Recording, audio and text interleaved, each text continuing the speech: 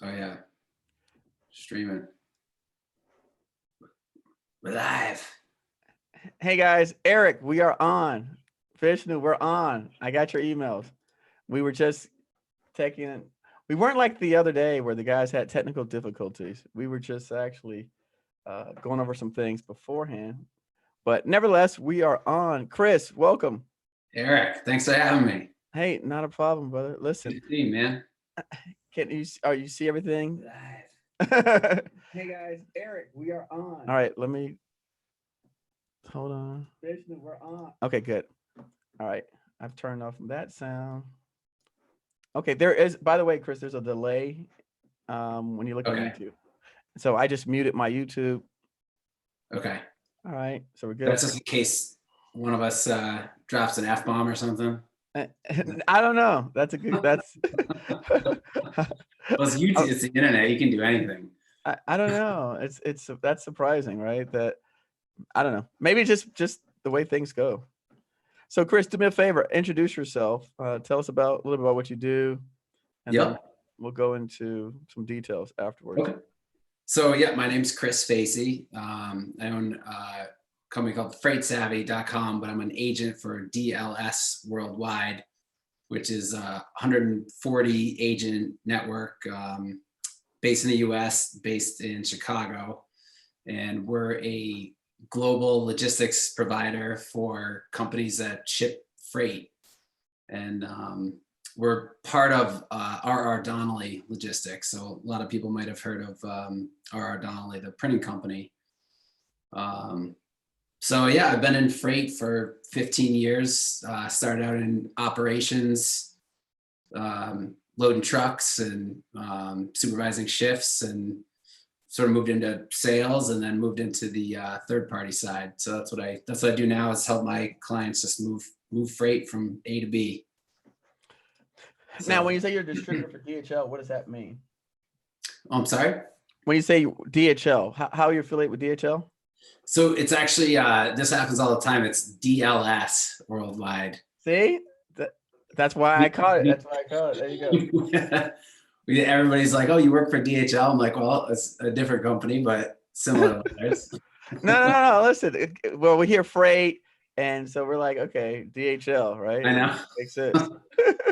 Honestly, I would say it happens once a week. Get out of Someone's here. like, "Oh, you work for DHL?" I'm like, "Oh, kind of."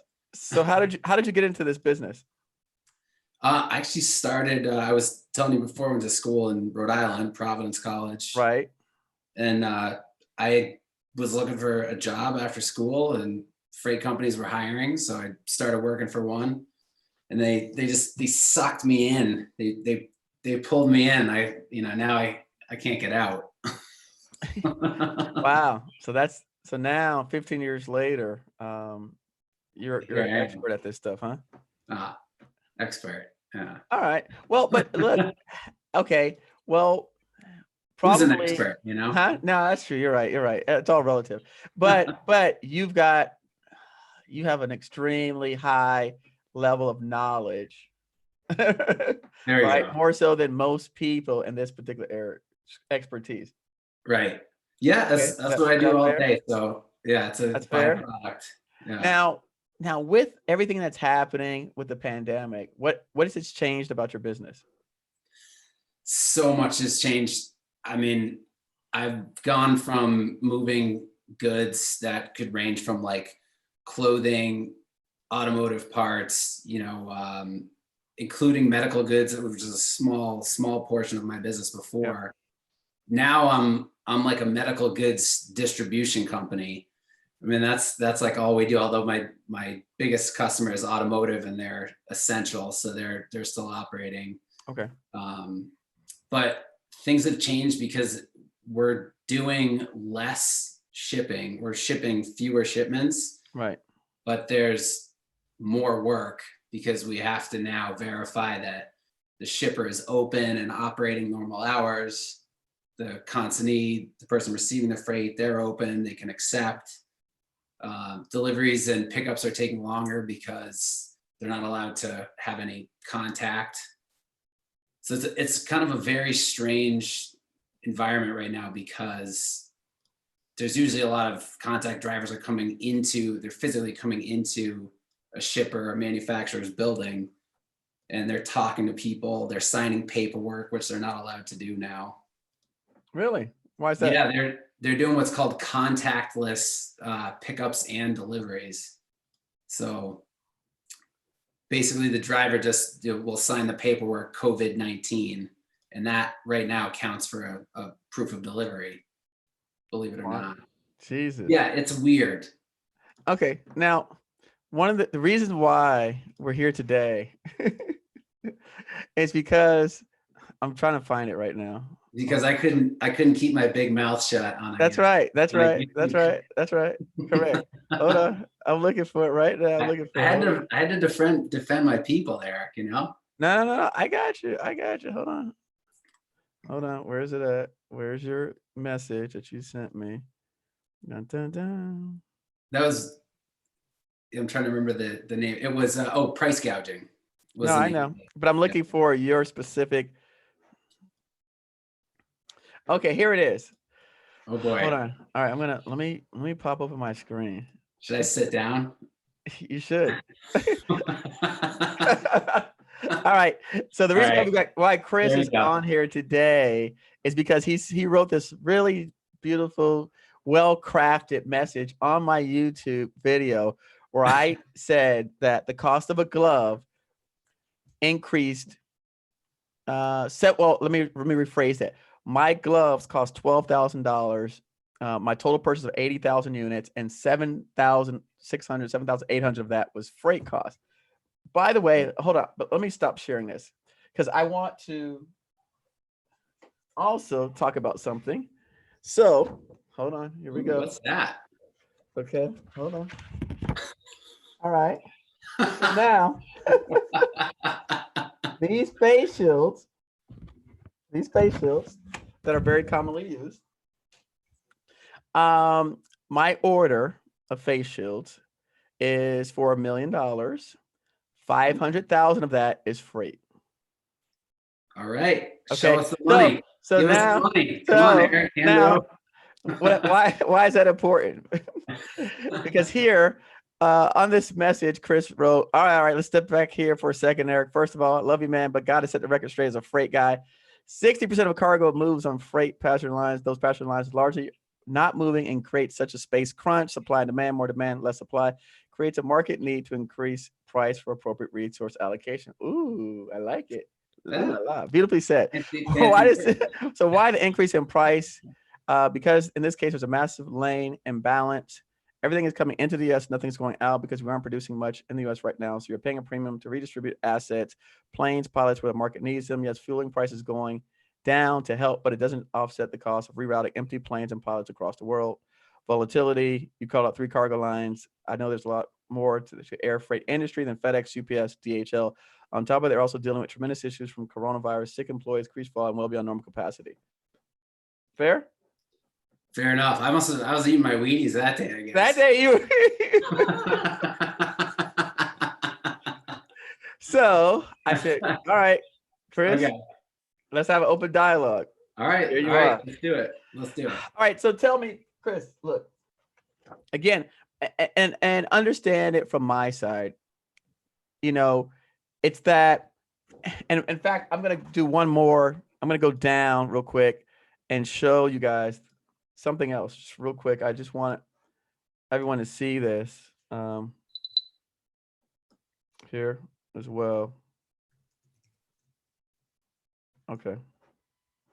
All right. Ken wrote, we just had a contract suspended by a state agency because they stated we were price gouging. We had to show all the extra costs that we experienced. And at the time, the price quote and the actual shipping time, the prices in shipping alone went up over 450% for FedEx. So I feel your pain. In the end, we tried to withdraw our offer to supply a state agency, but they begged us not to do it. They ended up going to emergency meeting and coming up with the difference. I don't know anything about the stuff. I had to learn it along the way. We are reacting to what's happening around us. And thankfully, we have some really great relationships.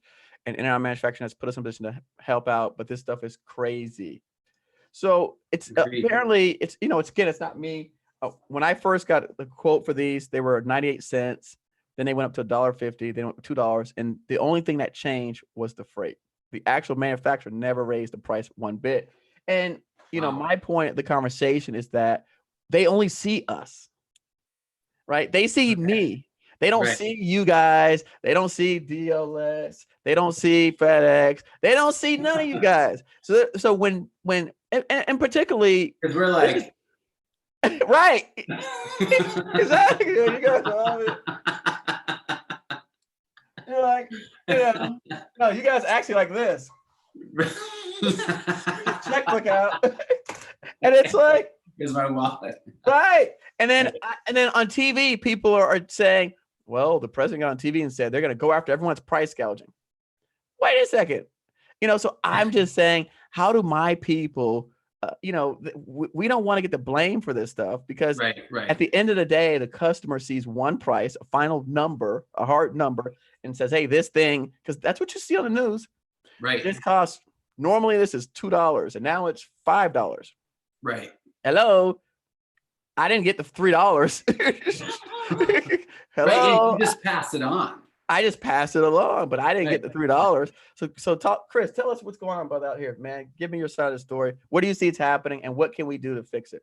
Okay. Well, so first of all, I have to laugh every time I see, especially on like the news, like price gouging, and people are saying like, oh, companies are price gouging because they're charging so much for this stuff just because, you know, now everyone needs it. But I think it boils down to very basic supply and demand. I mean, when you have a limited supply of something and then you have a massive demand for it at the same time, the natural market force is the price has to increase. That's the only thing that can happen in that scenario. So like just this morning I was reading about the N95 masks. So those are obviously in high demand. Right. And the government was paying 6 times the list price per unit for an N95 mask. Right. And, you know, this is FEMA, which I think was who the agency was that Ken was referring to, right? No, he was talking about the State Department of State. Okay, State Department. So as if FEMA was paying 6 times the list price, but I mean, they're fighting with the rest of the world for this limited resource. And in that case, I mean, I don't know what was freight and what wasn't, but I mean, it really just comes down to supply and demand. They do have to sort of alter the price to make sure that the correct buyer with the highest desire gets the goods. Okay. And that's capitalism. Right. Right. No. So the way that I was seeing that was, this is just an extension of that same law, but it's just being put into practice with freight, because what's happening with freight, and the reason I mentioned that 60% of all cargo moves on passenger planes, that was sort of like my first line in the comment. A lot of people would look at like, oh, FedEx, UPS, right. DHL, those are like the known, you know, everyone knows those right. guys. They're cargo, they only do cargo, you know, no passengers. Right. But actually, like the vast majority of freight moves on planes that aren't owned by FedEx, DHL, or UPS. Actually, a lot of it's moved on companies like Emirates, Cathay Pacific. Didn't Emirates just file bankruptcy recently? I don't know about that. I'll look it up. Keep talking. I'll look it up. Maybe. Korean Air Cargo, Lufthansa, Singapore, China Airlines, like these are passenger plane companies. And basically what they do is they sell the space in the belly, like underneath where you sit. And they sell that space to cargo companies or like freight brokers like myself. And then we in turn sell that capacity to someone who needs to move air freight. So as soon as those passenger flights, like 90% of all passenger flights have just evaporated. I mean, that whole industry is gone, and they're in big, huge trouble. I just saw this morning, United Airlines, I think they're looking at like a $2 billion loss this quarter. Yeah. So I don't know about the numbers with that, but I mean, they're hurting. So what a lot of them have started to do in reaction to losing all this losing all this business to passenger business, they're running cargo planes. They're running their passenger planes as cargo planes. Okay. Which So I think is a great move. That would help us because, again, a lot of what we're hearing out there is, and I posted an article about this 2 weeks ago, stuff is being stuck in Shanghai airport for days, not moving. yep. They're restricting the amount of kilos that can go out per customer. And so with all these things adding up, we have goods that we just can't get it here to Right. people that need it the most. Right. So I think that's a great idea. But again, I'm still not hearing. Okay, so we understand that. Oh, let me ask you this.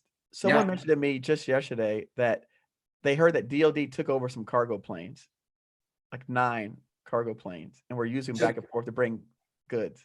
Took over the cargo Yeah, plane? they took them. Like commandeered them? Yeah.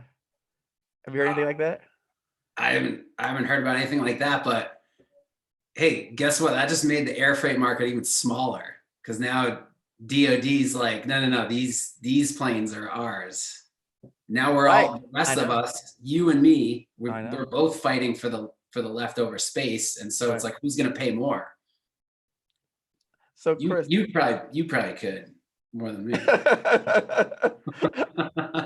Now, well, then I'm seen as the bad guy, right? No, it's not. I don't think it's like good or bad. It's a competitive market. Okay. But so like in the case, like with FEMA, our State Department, Ken. Right. Yep. I think you guys had a further conversation like lower down that said, you were like, well, what happened? Like, did you get out of the contract? And I think he said he had to show them his invoice. Right. And I mean, that's crazy to have to do that, but that just shows them that he's just paying the market price. Like he's paying a fair price. He's passing a fair market price on to. And that's what we're doing. And that's the same thing that I'm doing, is paying a market price and passing along. Right. And that's great, right? But when I have to go in front of Congress, are you going to be there to say that for me? Yeah, that's exactly.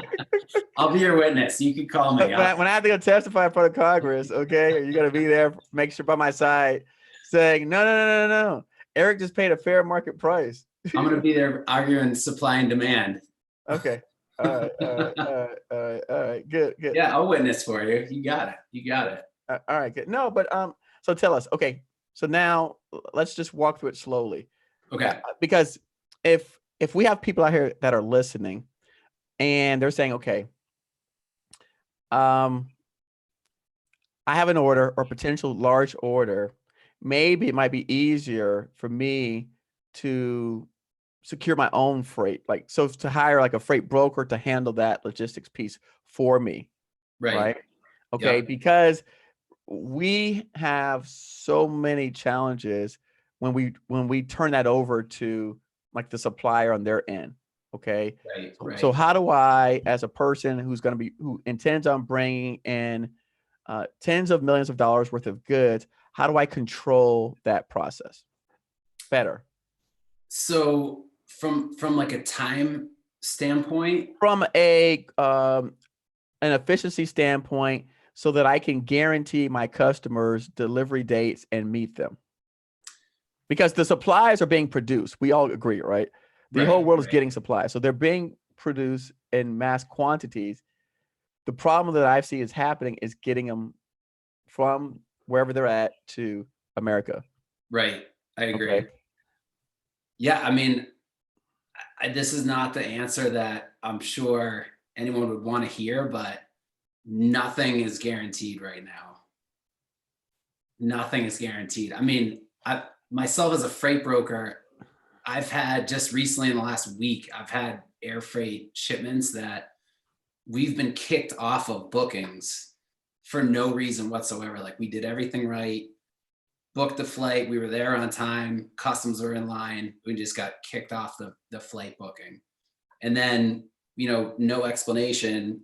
And when we rebook, our rate's 2.5 times what it was on the original booking, which just means that we lose money. Right.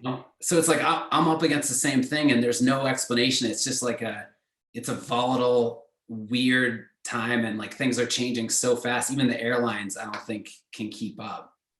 So I definitely would not, like, I would back away from any guarantees about time that you can. I wouldn't promise anyone that something could be there. I would just give myself a lot of leeway. Chris, you need to go on like CNN or something. Tell those people that. I got Congress. It's interesting is that when I say stuff, my audience reach is not large enough yet for it to stick. But someone will send me an article from the Wall Street Journal or New York Times of something that I've already spoken about, right? And they're like, Eric, did you see this? And I'm like, dude, that's what I tried to tell you 2 weeks ago. But you didn't listen to me. Like I told you that, but you didn't listen to me. But now the New York Times printed it in an article, and it's all of a sudden it makes a lot of sense to you. So I think because really, let me tell you the scenario is that we go out, we secure a PO, a purchase order from a federal agency, government entity to provide goods and services, and we have to promise them a date. They ask you how soon can you deliver this stuff? Okay, 2 months from now. So, okay, Chris, sorry, go ahead. No, that's perfect. No one would get any orders. Okay. Every single RFP, they're staying weeks. Yeah. Whether it's 4 to 6 weeks, 2 to 3. I mean, they're saying weeks. So 4 to 6 weeks, you could be comfortable with. There's a lot of like 2-week waiting periods right now. I think that's what the situation is. Not 4 to 6 weeks. Right. But right. Let me ask you another question. So if you have an RFQ or RFP that's due and it's 4 to 6 weeks, is it possible to air freight a small portion of it and then to send the rest of it by ocean, where it has like a 3-week, like a more reliable 3-week transit time? Or does it all have to go on air freight? They do not. No one tells you means and methods. So means and methods are up to you. Right. So you're just worried about making your date. Everyone, yes, we're all worried about making our dates. Yes, I think air freight's it's just a lot less reliable right now because we're all fighting for it. Okay. So, I would look at other options, and your other option at this point is to put it on the ocean if you can. I don't even know if like some of this stuff you can't put on the ocean. Like a lot of medical goods, like pharmaceuticals, you can't because it's in a waterborne environment, salt, and for 3 weeks. For 3 weeks at least, if it's just going from Asia to the West Coast, right? But that time frame's probably somewhat competitive with air freight right now, and a fraction of the cost. If you have a big air freight shipment. Wow. I waited a week just last week. We waited a week to get air freight rates from FedEx. I shouldn't say that on here. No, you shouldn't. We're gonna take that out. Can we dump that? Is that? No. Somebody says, hold on. Let me see what people talk about. Hold on. Let's see. Oh, they said, am I able to see these too or no? This is for real. This is a fight trade war. Cost plus 40%. Eric's not playing by his mind. That freight could kill your quote. Leave it to the experts. Yep, not the answer I want to hear. Daily. Maria Martinez. He's telling the truth. This happened last week with my partner for PPE. So I guess so what you're suggesting then to combat this is maybe we need to go back to trying to look at putting things on barges or shipping them out. I mean, I would. Okay, so our only options are what, ships and air. Yeah. The last time I checked, yeah. I don't know. Listen, you're the freight guy. Can we? No, you're right. No, those are your two options. But within those, options. There's other options. Like you don't have to have a whole container load, to ship by ocean. You can do what's called LCL, less than container load. Okay. Which means that you're sharing a container or sharing space on a container with someone else. Like you and me could share space on a container. We both pay less, but yet it's still, it still gets that low cost of container shipping. Okay. So, okay. So there's that option. There's co-loading. So, but Chris, you're not doing a good job defending your industry. Well, okay, so let's talk about. Again, do you believe that they are price gouging?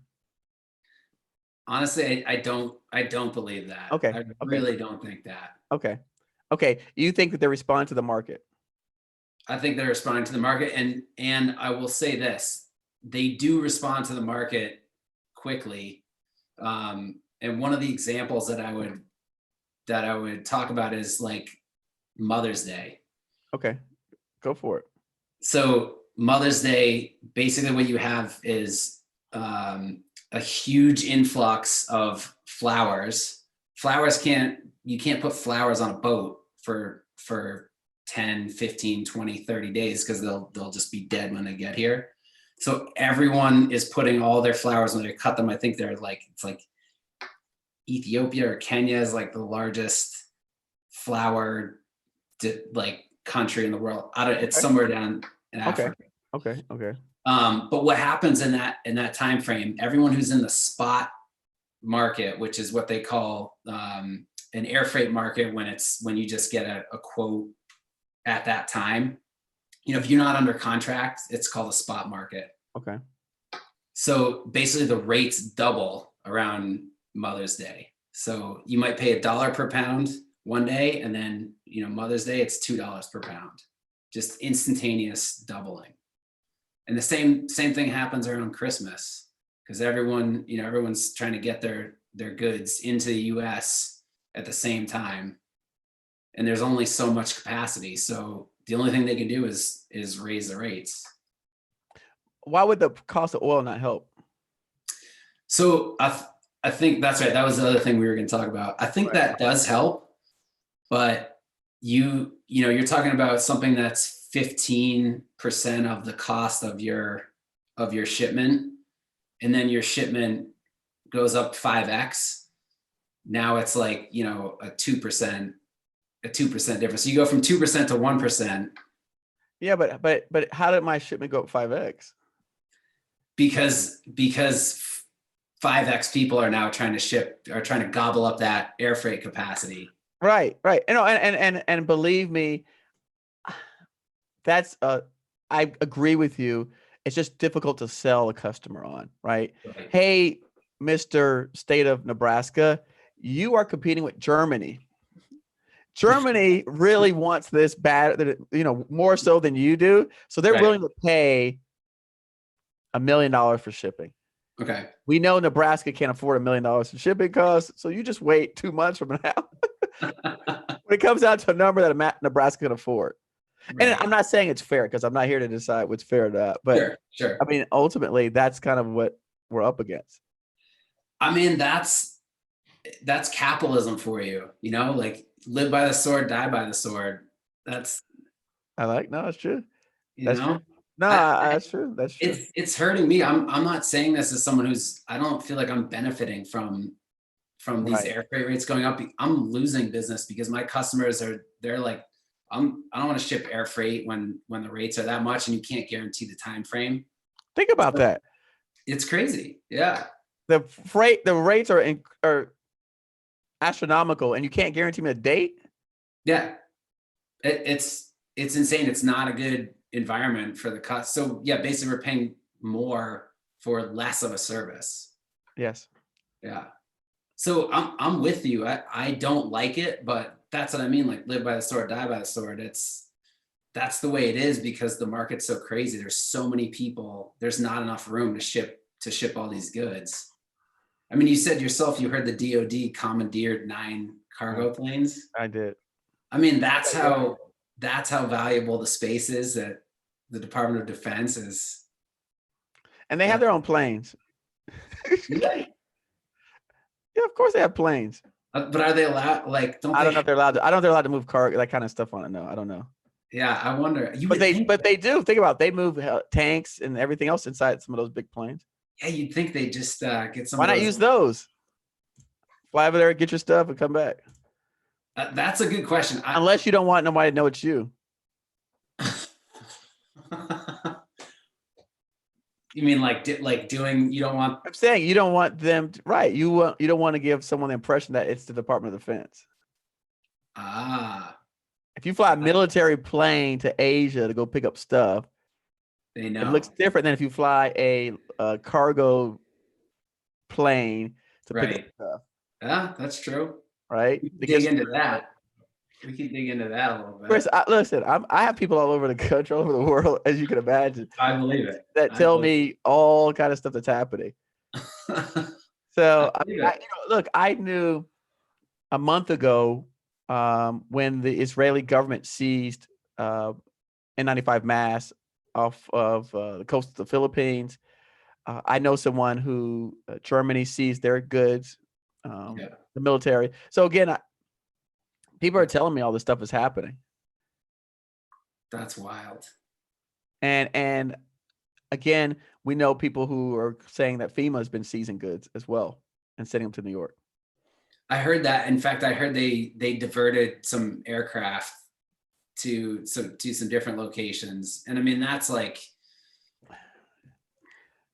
But we are the ones out here trying to make a living, trying to provide a service, putting our money on the line, our capital on the line, and to have that, not go into the abyss and not know what's happening. Just right. I know. It's really challenging. Well, so let me ask you this. So we touched on like those three big cargo plane operators. Yes. When you priced out your air freight, well, first of all, what was the time frame that you needed the goods in? 3 weeks or 20 days. I think it was 20 days. Okay, so 20 days. So I wouldn't put that on the ocean. It's too soon. So, but the goods were completed in 3 days, right? So they were finished, ready to go, ready to ship in 3 days. Okay. So did you look at any other cargo plane options or any other passenger plane? I did not. That's why we're on a call today, because what I'd like to do for not just myself, for everybody watching is let's explore what those options are and where people can turn. In fact, do you have that one pager that you want to put up? So sorry? The one that you sent me, the one pager that you sent with your contact info on it. Do you have that? I have it somewhere. All right, I can email it to you. No, hold on. Just because everyone's not going to be around the whole time. So right. This is Chris's information. If you guys have any questions for him, I don't know why he put his cell phone number on there, but he did. Maria doesn't even like answer the cell phone, so I know. when you gotta get some, but I give everybody my cell. That's good. I'm glad he did do that. He put his website on there and his cell phone number as well. I think you made a page for us, didn't you, Chris? I did, yeah, because I figured we were going to talk about what were some alternatives. That's where we're headed now. Okay. What's the page? Send me the link in the chat. Oh, here it is. I got it. Hold on. Chris actually created a page for us, guys. I'm going to drop it in the chat for everybody to have. Because now we're going to get some options.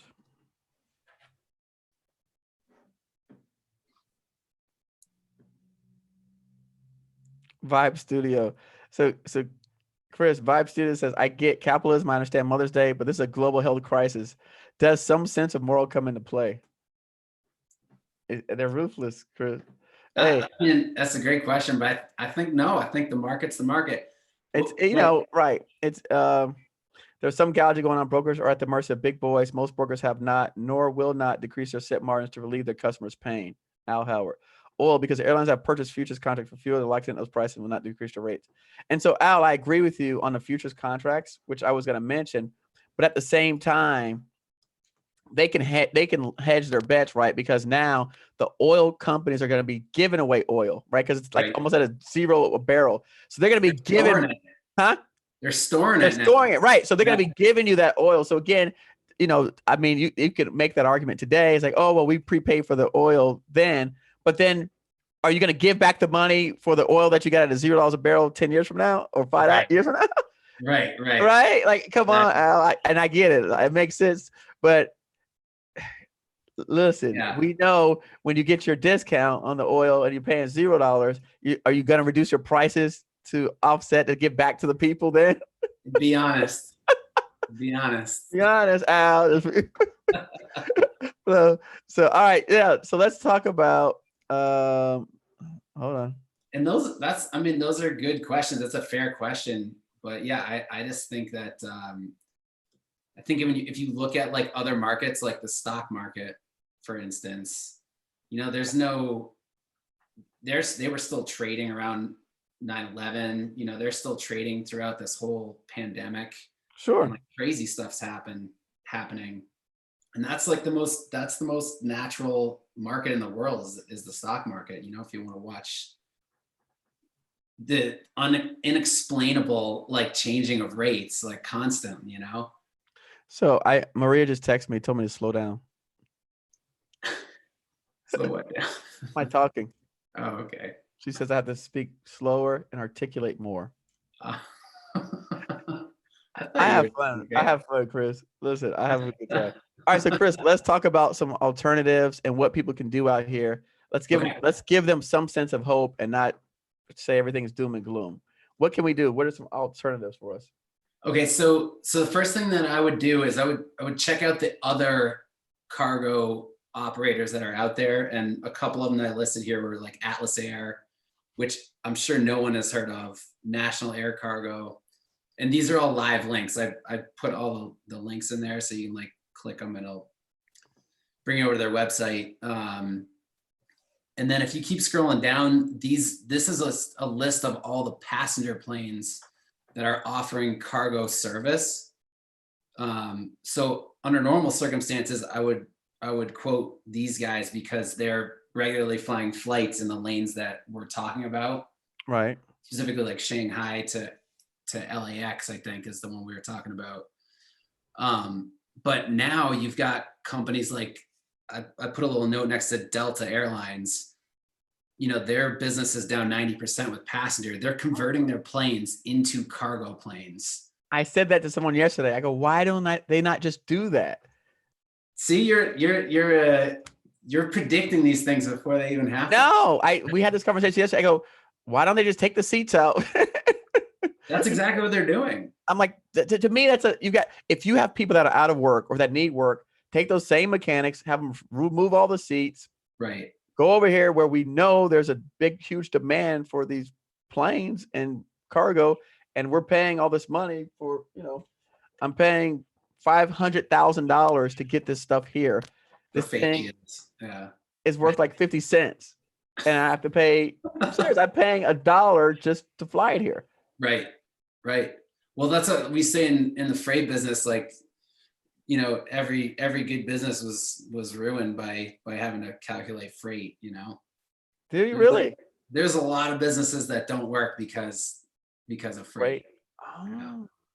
Okay. All right. Keep talking. Sorry. So now you gave us this list of alternative resources at Atlas Air, National Cargo. Okay. Do I just call these people up?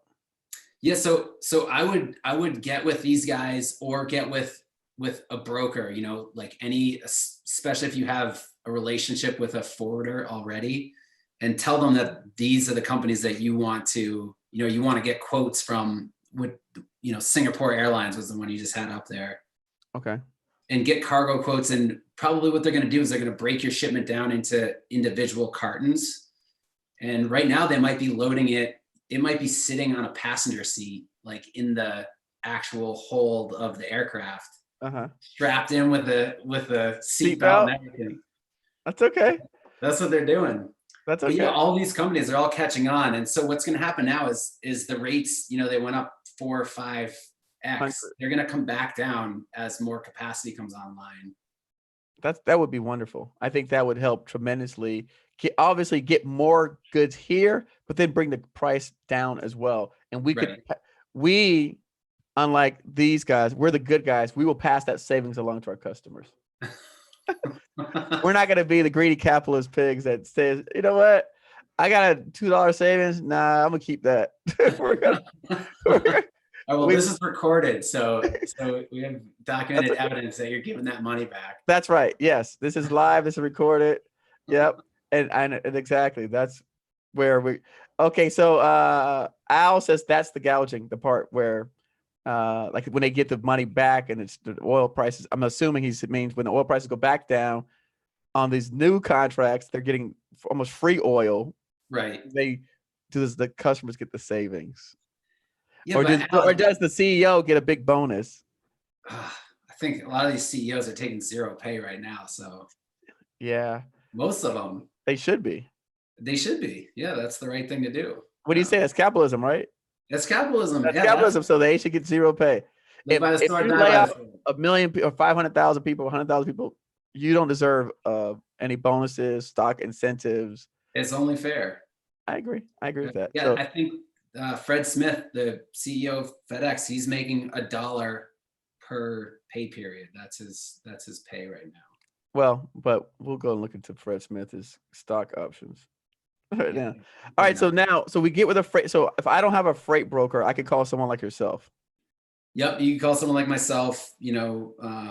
Any freight broker, freight forwarder, and establish a relationship. I think it's the same thing as like with banking. Like a lot of people got shut out of the PPP because maybe they didn't have a relationship with their bank to loan. True.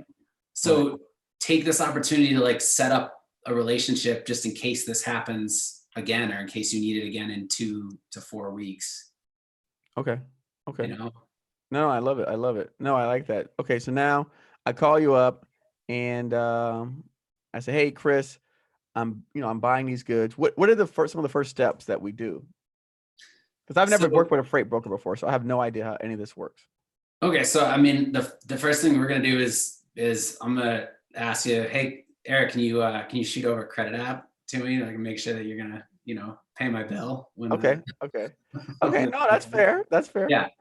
So I'll do that. There's customs docs. You have to make sure that you're set up with like a customs broker. And that's one of the things that I think a lot of these shipping companies are running into right now that's possibly driving up the rates is you've got a lot of people who are inexperienced shippers who are maybe putting shipments on airlines that they're not quite ready to do that, or they don't have their like customs docs in a row. They don't have a customs broker even lined up maybe on the US side. So that can hold up shipments. They could lose bookings because of that. Maybe there's empty space on some of these planes because somebody pulled out at the last minute because they weren't actually ready. Okay. So customs is a big thing. You want to make sure you have a customs broker on the US side. Okay. So yeah, other than that, I mean, there's not a huge setup process. Okay. Now, if I have a supplier that I'm working with, how do you work with that supply? How does that whole process work? Yeah, I mean, if you want to not be involved in the shipping aspect, which a lot of people don't. No, I don't think anyone does. That's the value of a freight broker versus working direct with a shipping company, like an actual cargo, like a FedEx.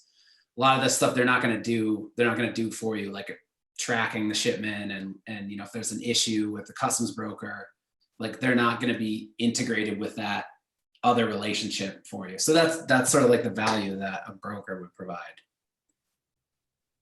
Interesting. I think there are companies out here, and again, in my experiences of doing this for the last 4 weeks, I think there's companies out here that have great relationship with suppliers that really should look into having a freight broker manage that, because it would help, I think, ease some of the calm or provide some additional security or to people like myself who are buying from them. So for example, if I'm buying my PPE from a medical company here in the United States, I'm subject to the mercy of like you said, of the people not giving them information, so they can't give me information.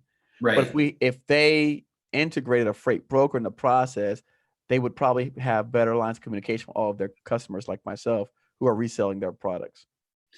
Yeah, and I mean, for your sake, if it's one less thing that you have to worry about. Yeah.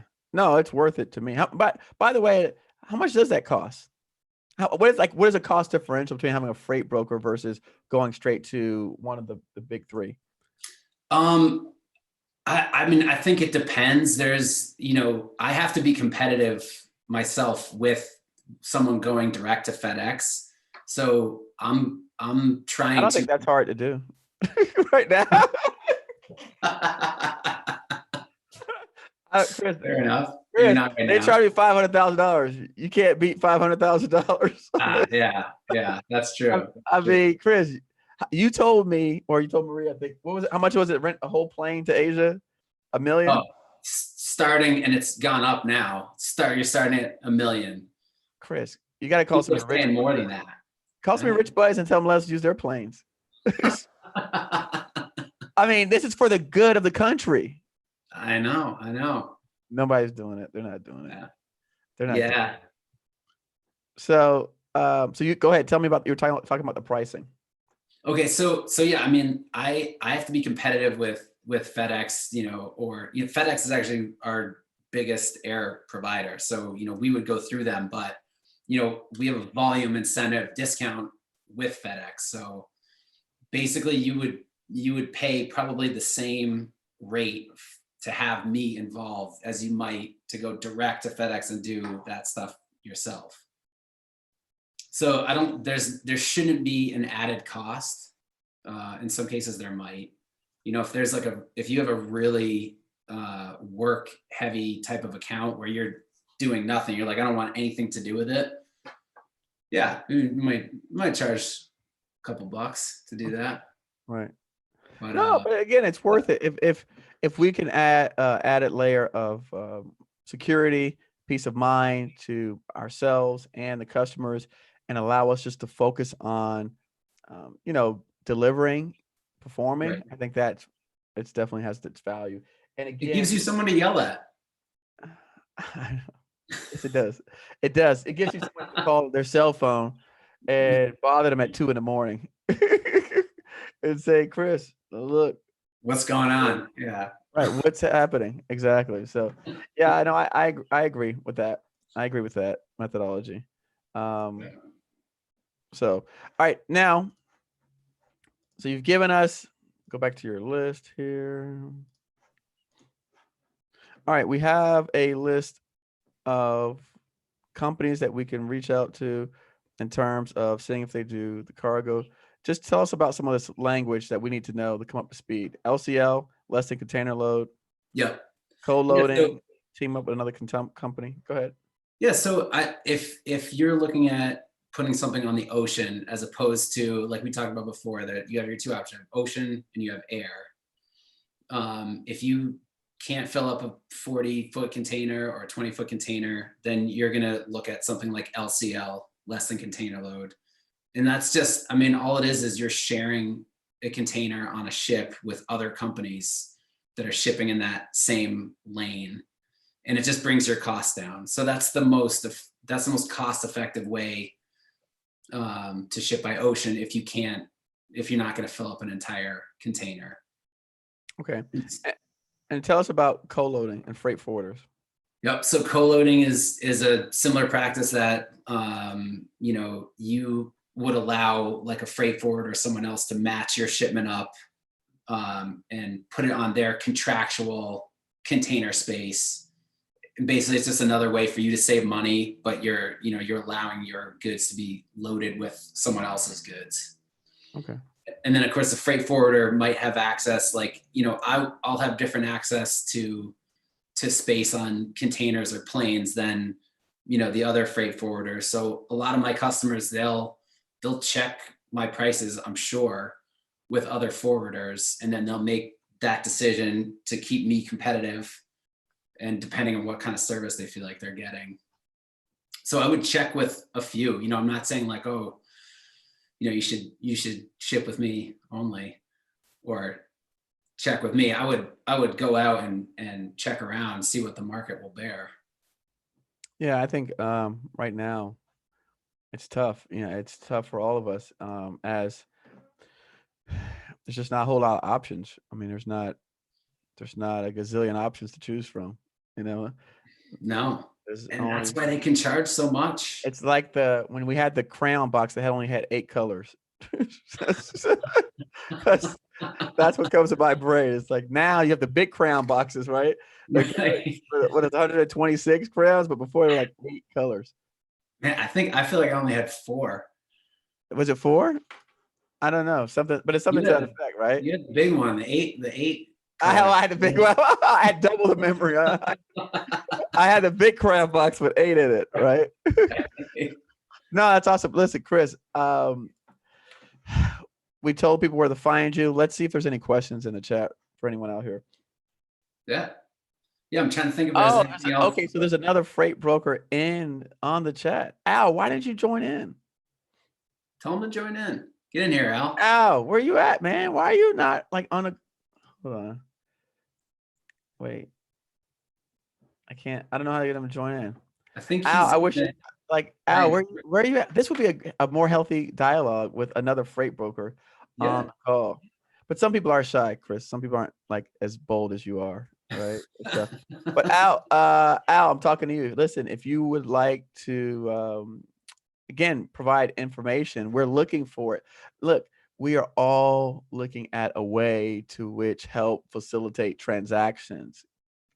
So more information, the better. The more people who you may come from different experiences than Chris has. Again, Chris was just brave enough to come on and talk about this, where a lot of people sit behind a computer and just complain. They just make a stink and they don't actually give you any information to help guide you. And anyone who watches the content that I deliver, we're always trying to give people information to help move the needle forward and to guide them in a positive light, right? So again, even with the whole CARES Act, where I told people it was for the rich, it was just a spin to get people to watch it because that's what they were saying to me, which was far from the truth because I know a lot of people that did get it in our organization. So again, the people I was with yesterday were 3-4 other small businesses that I know that confirmed that they had received monies from the CARES Act program. Received. Huh?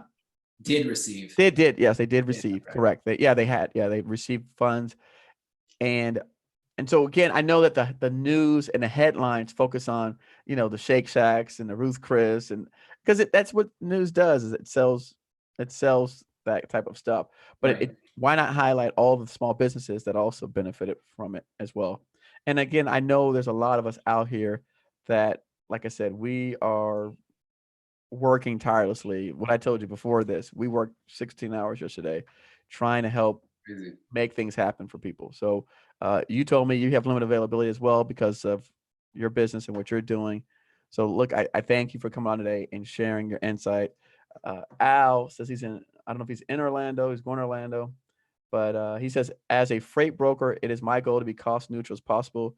We are able to get wholesale rates, which allows us to build in some margin. And I think that's a great thing. That's the same thing that I do when I do construction is, hey, because I'm buying such large volume, they may give me a 20% discount, which I can take and then there's no additional cost to the customer.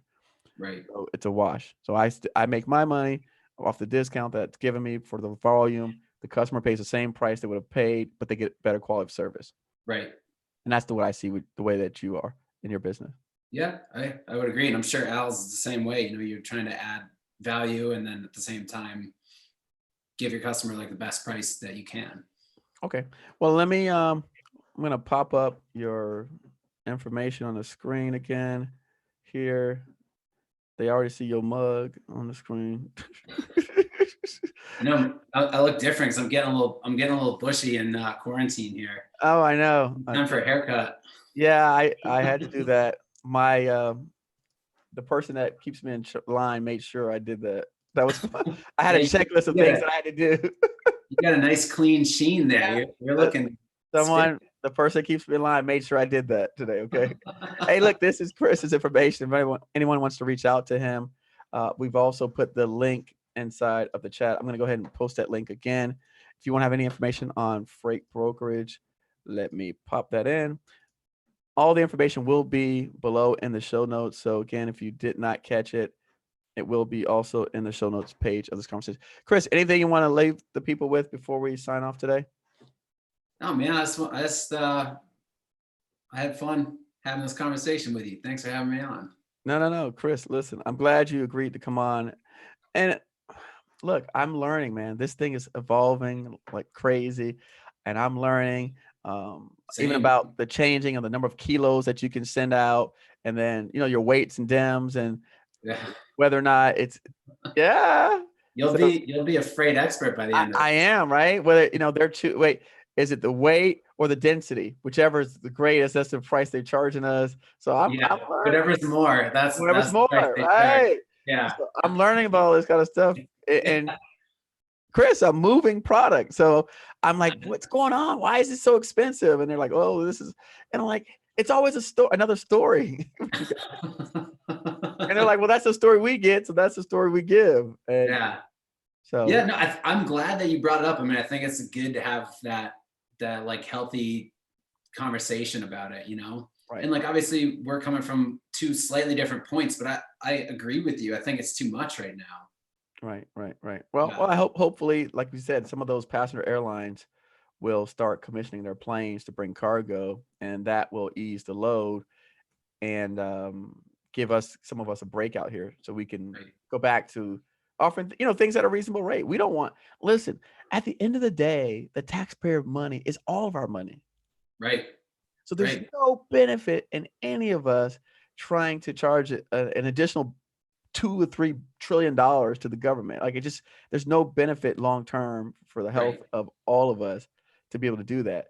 And so, kind of like my whole point was, again, like I said, and again, I'm still a small business, so I still think like a small business.